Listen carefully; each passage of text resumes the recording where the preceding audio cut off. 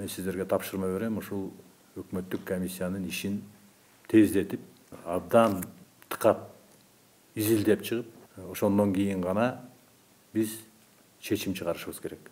Сөзсүз түрдө комиссиянын ишине жогорку кеңештин депутаттарынан, жергиликтүү кеңештин депутаттарынан, активдүү жарандардан кошолуп, сөзсүз түрдө экология тармагында ушундай кендердин таасири боюнча адистерди тартып комиссиянын алкагына ишине. Бул жерде бизде Кыргызстанда бардык саясат ачык айкын жүрүш керек. Өзгөчө жарандардын ден соолугуна жана жаратылышыбызга, экологиябызга. Эгерде биздин жарандарыбыздын ден соолугуна зыян келтире турган болсо, экологиябызга зыян келтире турган болсо, анда бул кенди иштетпесибиз керек.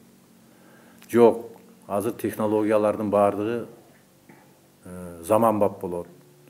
Адамдардын ден соолугуна зыян келбейт. Жаратылышыбызга, экологиябызга зыян келбейт, бузулбайт дей турган болсок, анда башкача чечим кабыл алышыбыз керек.